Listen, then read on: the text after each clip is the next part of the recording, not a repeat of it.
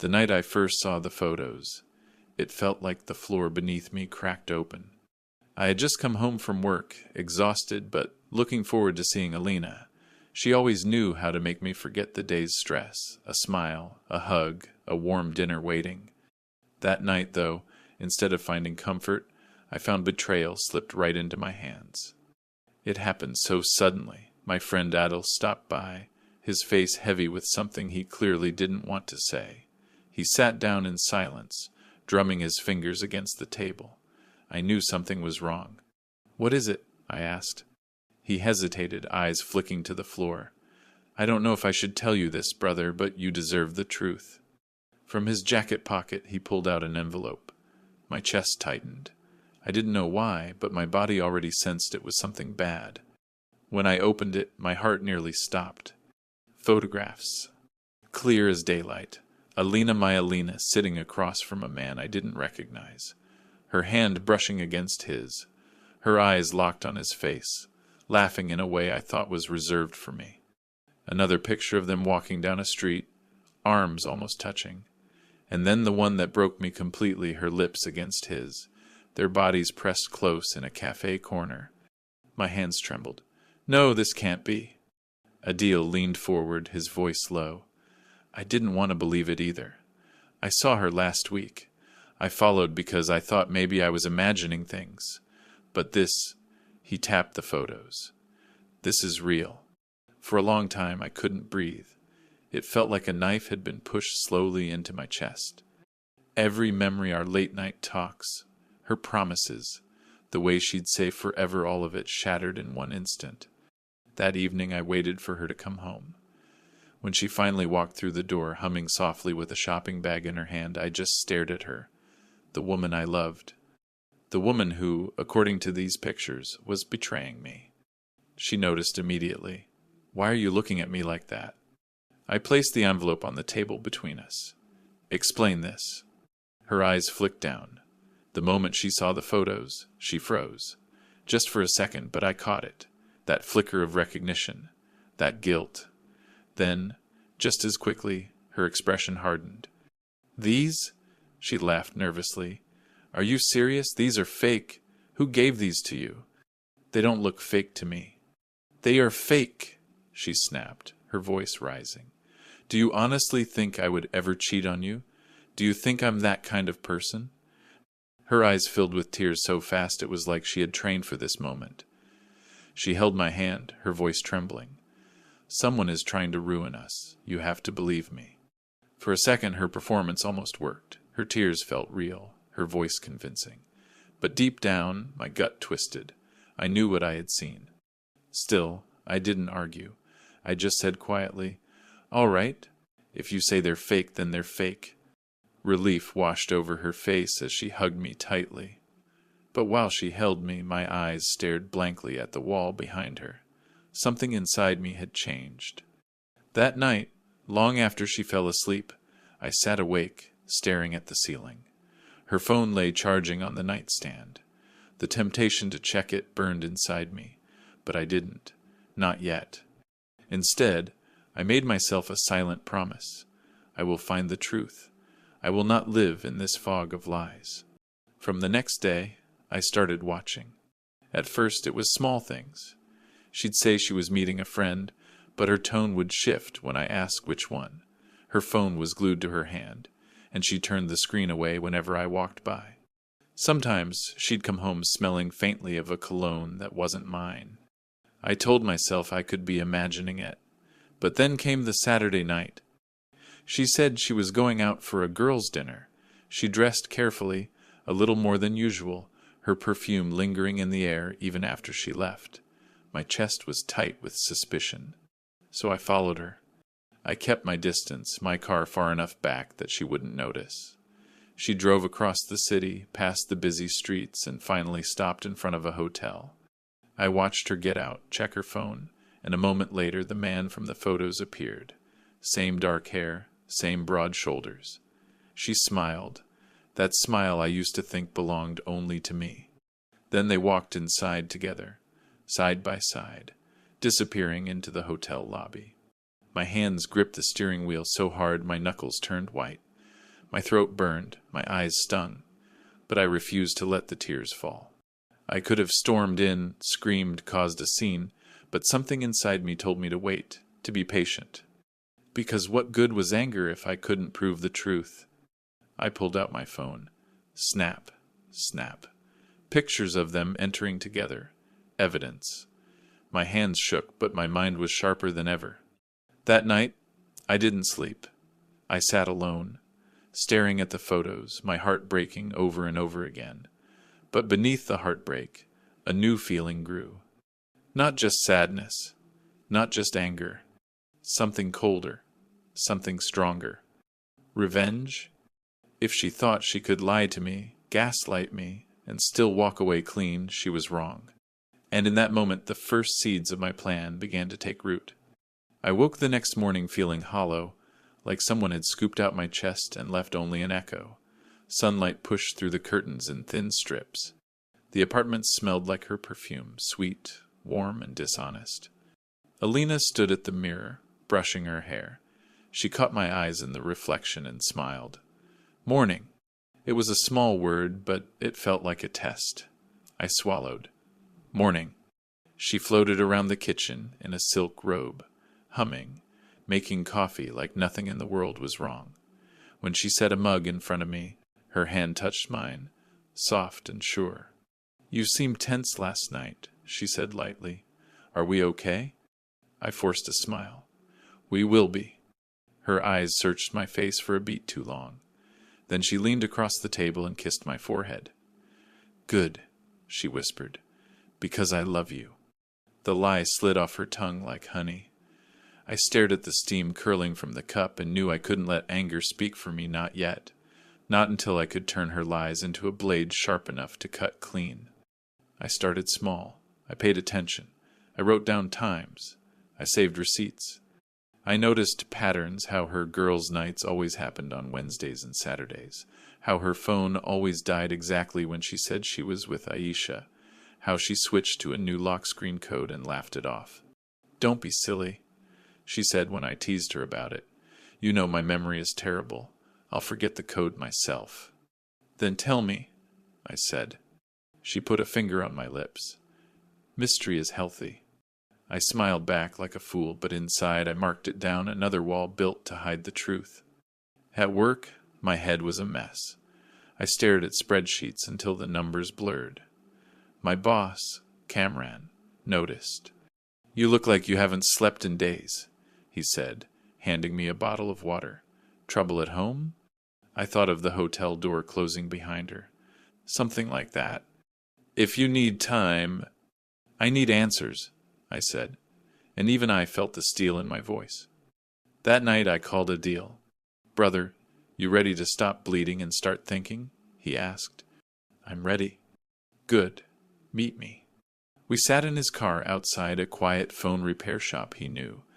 The sign said closed, but the owner's small, sharp eyes, careful hands opened the door when he saw Adil and let us in.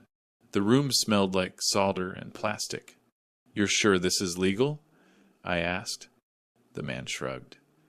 You want to recover deleted messages? iCloud backups? Maybe see location history? I repair. You read.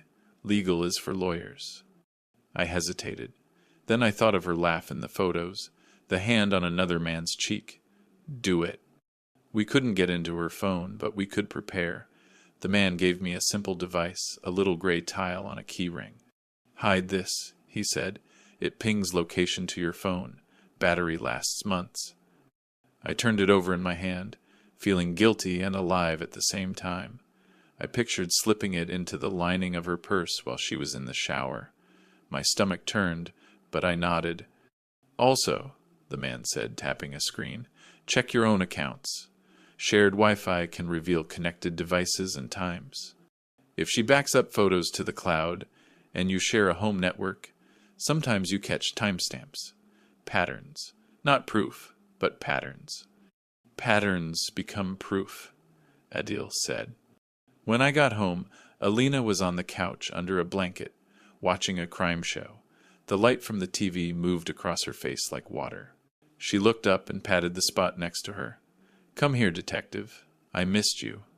I sat beside her. Her body curved into mine like we'd been carved from the same piece of wood. She laughed at something on the screen and squeezed my hand. In the glow from the TV, her purse sat open on the coffee table. During a commercial, she got up to get popcorn. The water flicked on in the kitchen. My heart hammered so loud I thought she'd hear it. I slid the gray tile under the inner lining of the purse, pressed it flat, and pulled my hand back as she returned. "Still hungry?" she asked, handing me the bowl. Her eyes searched me again. She had good eyes, clever, careful, always a step ahead. "Starving," I said. 2 days later, the device paid off. On Wednesday night, she kissed my cheek, breezy and warm. "Aisha's late. I'll be home by 11. "Have fun," I said. At 8:13 p.m., the dot on my phone moved across the city and stopped near the same hotel. Not a cafe, not a friend's house, not even a restaurant. A hotel. My throat went dry. I watched the dot sit there. 8:19, 8:45, 9, 2, 10, 11. At 10:58, it moved again back toward home. When she came in, I was washing dishes I didn't need to wash. She kicked off her heels and yawned. "Aisha talks too much," she said, tossing her purse down. "How was dinner? How was dinner?" "She ordered dessert without me," she pouted. "You know I hate that." I dried my hands. "You could have called me. I would have brought you something sweet." She slid her arms around my waist from behind.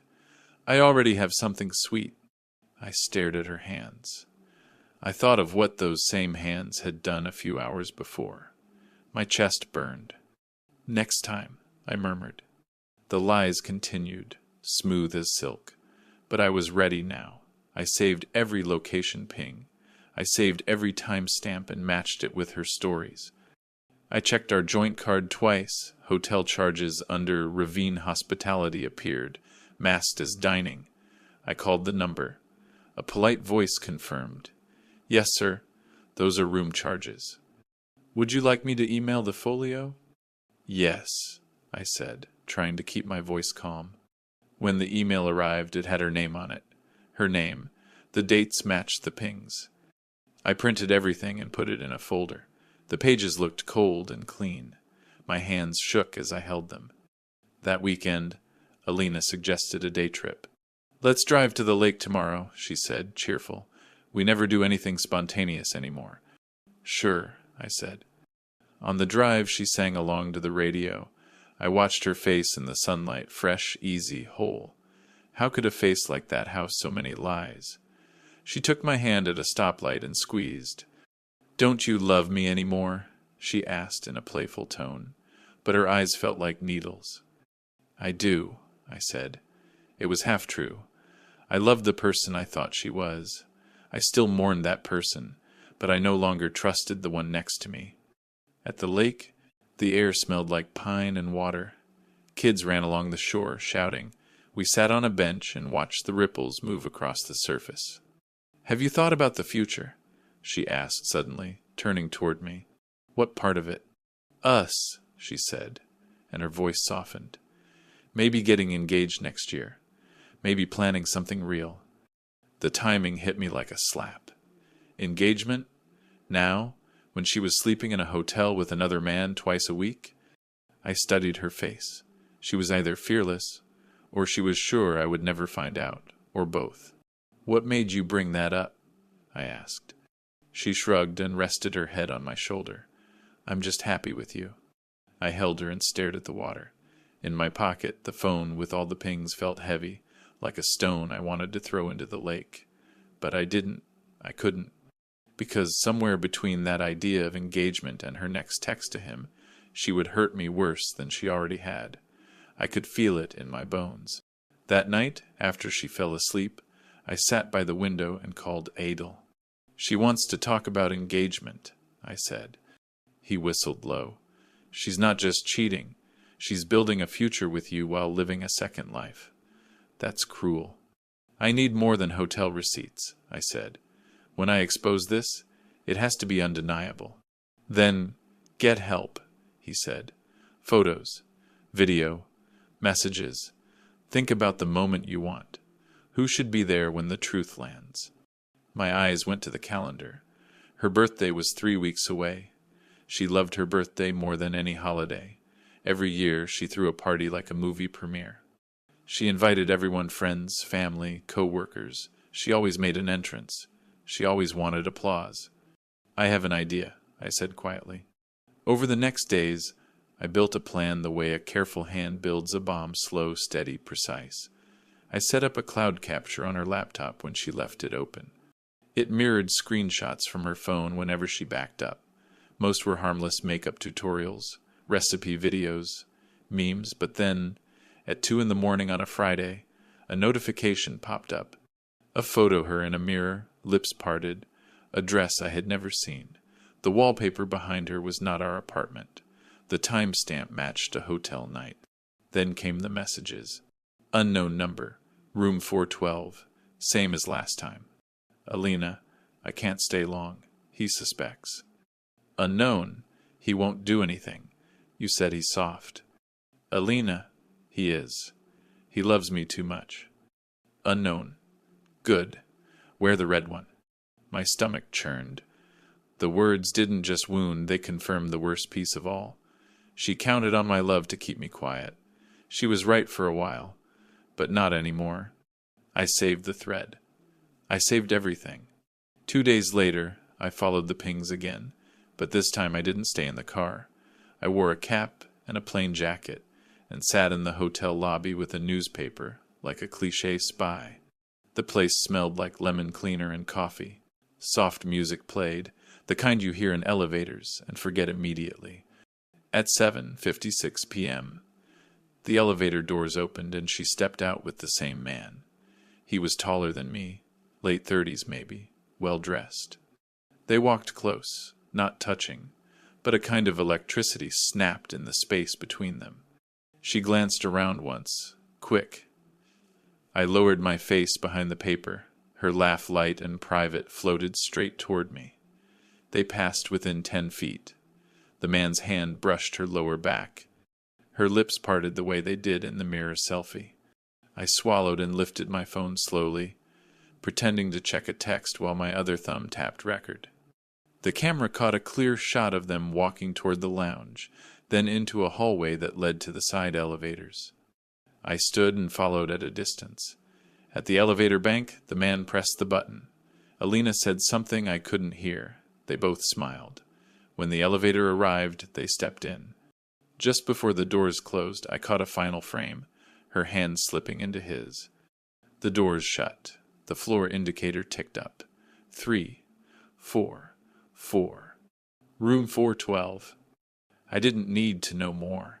I needed to build the end. That weekend, she announced her party theme at dinner. Black and gold, she said, excited. A fancy hall, a screen for photos from the year, music, speeches. A screen? I repeated, and lightning ran through me. Like a projector? She said, twirling pasta on her fork. I'll make a slideshow. You should speak too. Of course, I said. She grinned and clinked her glass against mine. It'll be the best night of my life. I smiled back and pictured the moment the best night of her life would crack right down the middle. In the days before the party, Alina turned sweeter. She cooked my favorite meals. She sent me voice messages in the middle of the day saying, "Miss you." She brought me a shirt she said would look perfect for the party. I thanked her and hung the shirt beside my suit. When she hugged me from behind, I let myself feel what I was losing. Softness, routine, that easy sense of being chosen. But then the phone buzzed. A ping. Another hotel night. The ache hardened into purpose. I booked a photographer, quiet, discreet, recommended by Adil's cousin. I told him to meet me near the hotel lobby at a set time. Candid shots, I said. Anniversary? He asked. Closure, I said. He nodded like he understood. He moved like a shadow, standing by fake plants, pretending to adjust his camera strap, while the lens captured faces. He got angles I couldn't. He caught their smiles, their hands, the red dress. He caught them stepping into the elevator. The date and time stamped themselves at the bottom like the universe wanted a signature. The next day, I picked up the photos from his studio. As he handed them over, he looked at me carefully. "You okay?" "I will be," I said, "after her birthday." That night, while Alina showered, I opened her laptop again. A new backup was running. Fresh messages flowed across the screen like dirty water. Unknown. Tomorrow.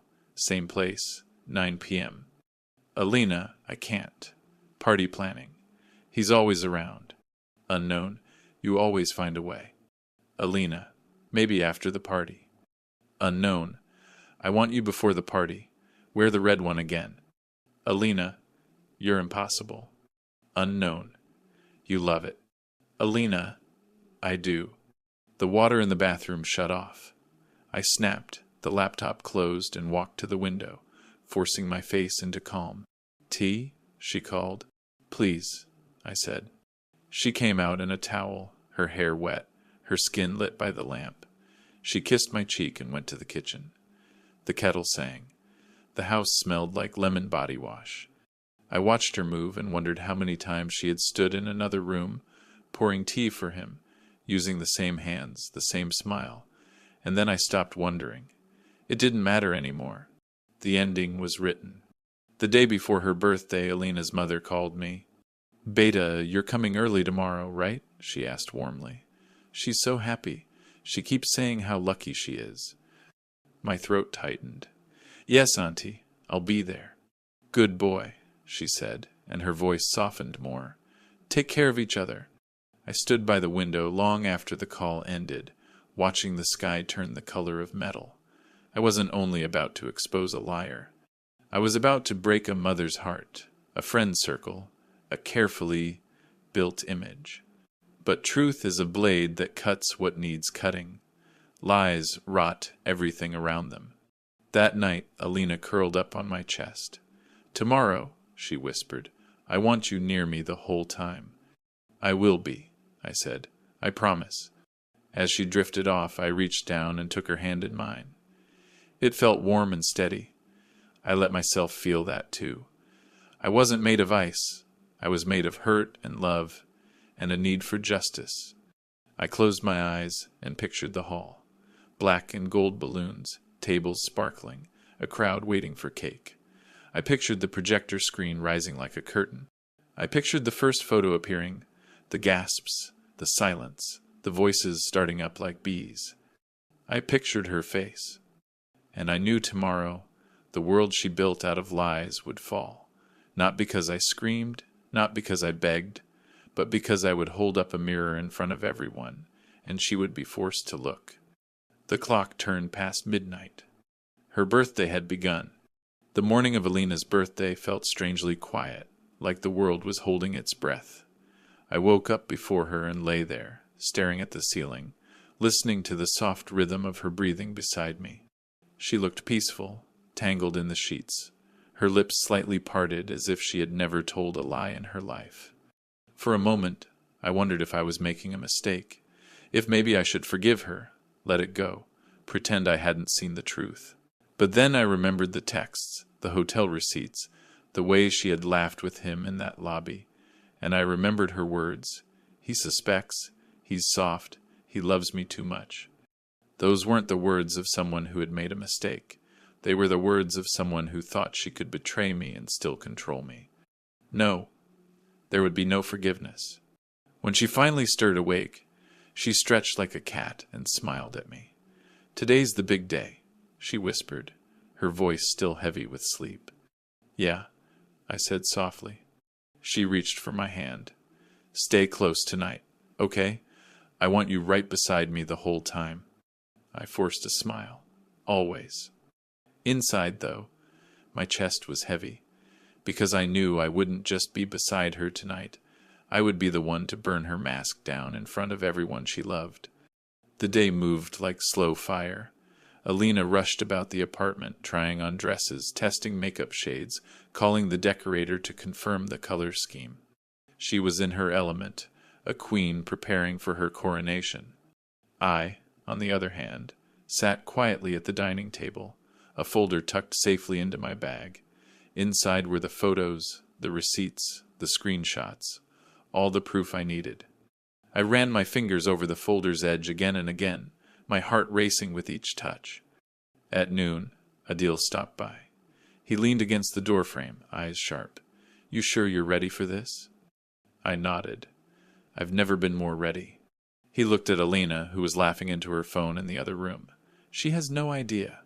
"She thinks she's untouchable," I muttered. "Tonight, she learns she's not." Adil placed a hand on my shoulder. "Then make it count. Don't waver. Don't let her twist it around like she always does." I swallowed hard. "I won't." By evening, the banquet hall glowed with golden light. Black and gold balloons hung from the ceiling, the tables covered in glittering cloths.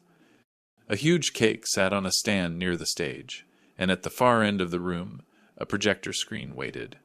Guests streamed in, dressed to impress. Laughter filled the air, glasses clinked, music played softly in the background. Alina was the star, gliding between groups of friends and relatives, her red dress shimmering under the lights. She looked radiant, unstoppable. "Doesn't she look beautiful?" one of her cousins whispered to me, smiling. I forced myself to nod. "Yes, she does." But beauty meant nothing when the heart behind it was rotten.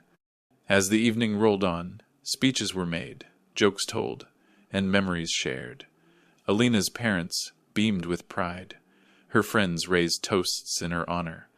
Everyone celebrated the woman they thought she was. And I waited. The weight of the folder in my bag pressed against my leg like a loaded gun. Every second stretched, the air buzzing with nerves only I could feel. Finally, the host announced, "And now, a few words from her boyfriend, the man who knows her best." The crowd clapped as I walked to the stage. My hands didn't shake, my voice didn't crack, because I wasn't speaking as a victim anymore. I was speaking as the executioner of her lies. I took the microphone and smiled faintly. "I just want to say how much I appreciate Alina, how much I thought I knew her." The room chuckled warmly. Alina blushed, waiting for more praise.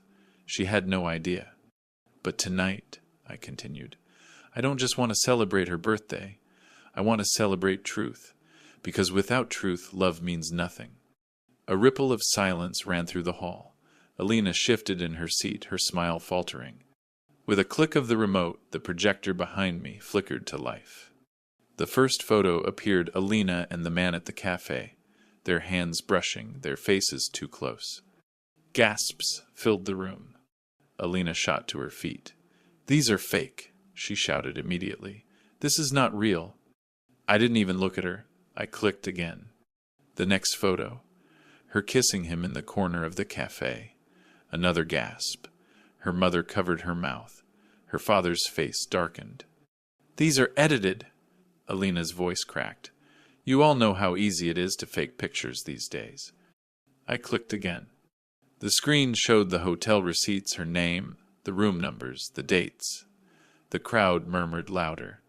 Then came the final blow, the video. Grainy but clear, her stepping into the hotel elevator with him, their hands entwined. The room fell silent. The music had stopped. Even the air seemed frozen. Alina stumbled forward, tears filling her eyes. "It's not what it looks like." "It's exactly what it looks like," I said coldly, my voice echoing through the hall. Her knees gave out, and she sank into a chair, shaking her head, whispering, "No, no, no."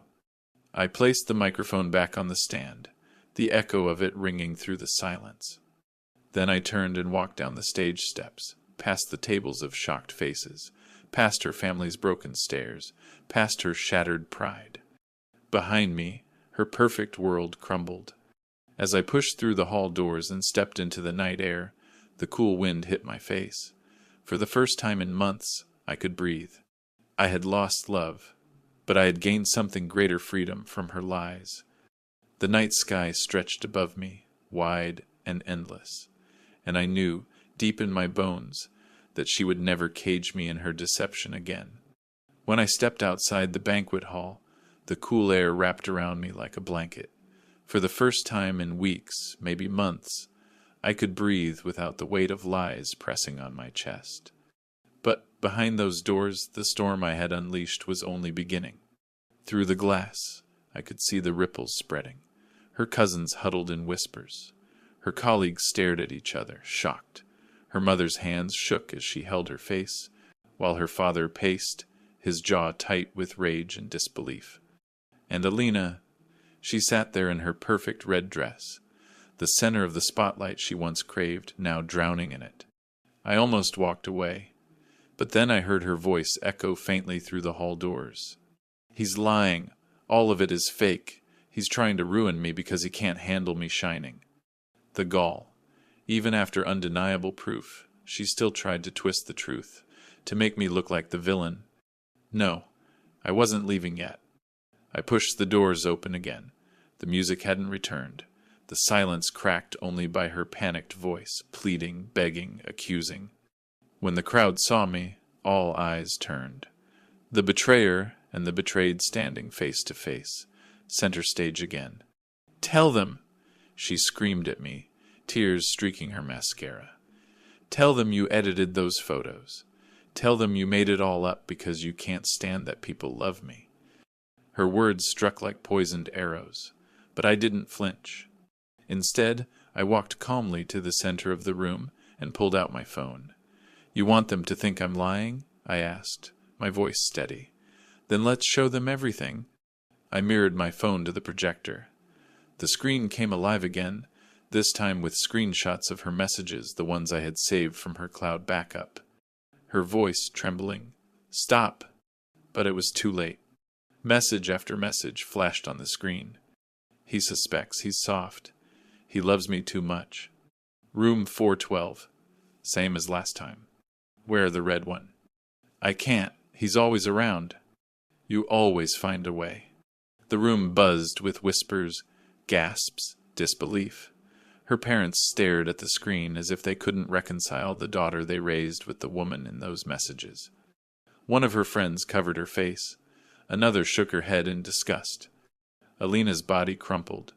She reached out to me with trembling hands. "Please, please stop." But I wasn't finished. The last file was a video clip. Not mine, hers. A mirror selfie from that hotel room, lips parted, dressed tight, eyes burning with desire. The date stamp glared at the bottom. The hall fell into complete silence. I turned off the screen. The finality of darkness felt louder than any words I could say. When I looked back at her, Alina was on her knees, her face streaked with ruined makeup. Her eyes searched mine desperately. "It wasn't what it looks like. I still love you." I stepped closer, my voice low enough for everyone to hear but sharp as glass. Love doesn't betray. Love doesn't lie. Love doesn't call someone soft for trusting too much. Her face collapsed under the weight of those words. I didn't raise my voice. I didn't need to. The evidence had spoken louder than anything I could have shouted. I slipped the microphone from its stand one last time. "This is the truth. Do with it what you will." Then I set it back down and walked away, this time for real. Outside, Adil was waiting by his car, his arms folded. His face was unreadable until I reached him. Then he clapped a hand on my shoulder. "You did it," he said quietly. I nodded, but there was no triumph in me, only a strange emptiness. "It's over." We stood there for a long time, the night buzzing with the muffled noise of chaos still unfolding inside the hall. "Funny thing about truth," Adil said after a while. "It hurts like fire, but it also cleanses. You burned her lies down. Now you can breathe." I inhaled the night air. For the first time I noticed the stars above scattered, distant, but steady. Maybe he was right. Later, I heard how the night had ended for her. Her parents left in silence, unable to look at her. Some of her friends cut ties immediately, embarrassed by the scandal. Even her co-workers whispered about it for weeks after. The man she had risked everything for? He didn't show up, didn't defend her, didn't even call her that night. She had gambled with lies and ended up alone. As for me, I walked away with nothing, no relationship, no celebration, no illusion left intact. But in truth, I had gained everything: freedom, clarity, and the dignity of knowing I hadn't let myself be crushed by her deceit. That night, lying in my own bed, I thought of the last words I had spoken on stage. Love doesn't betray. And as I closed my eyes, I knew this story wasn't about losing her, it was about finding myself again. The days after the party were strangely quiet. My phone buzzed less, my nights stretched longer, and for the first time in years, I woke up without her beside me. At first, it felt like loss: an empty chair, an untouched pillow, a silence that echoed too loudly. But slowly, I realized it wasn't emptiness. It was peace. Alina tried to call in the first week voicemails full of tears, promises, excuses. It was a mistake. I still love you. Please, just talk to me. I didn't answer. There was nothing left to say. Her betrayal had been public, undeniable. Her charm, her masks, her perfect red dress, they had all crumbled in front of everyone. And I had no intention of letting her rebuild them with me. Adil checked on me often. You did the right thing, he kept reminding me. At first, I didn't believe him. Revenge isn't sweet in the moment it burns. But with time, the fire cooled, and what was left was clarity. I learned that trust is fragile, and love without honesty is nothing but a performance. I learned that silence, patience, and truth can cut deeper than rage ever could. Most of all, I learned that walking away is not weakness, it's power. Months later, I passed that same hotel on my way to work. For a moment, the memories rushed back: the sting, the anger, the night I sat outside watching her disappear inside. But then I smiled, because now it was just a building, just bricks and windows, nothing more. Alina had lost me, but I had found myself. And sometimes, the greatest revenge isn't in exposing someone else, it's in refusing to let them destroy you.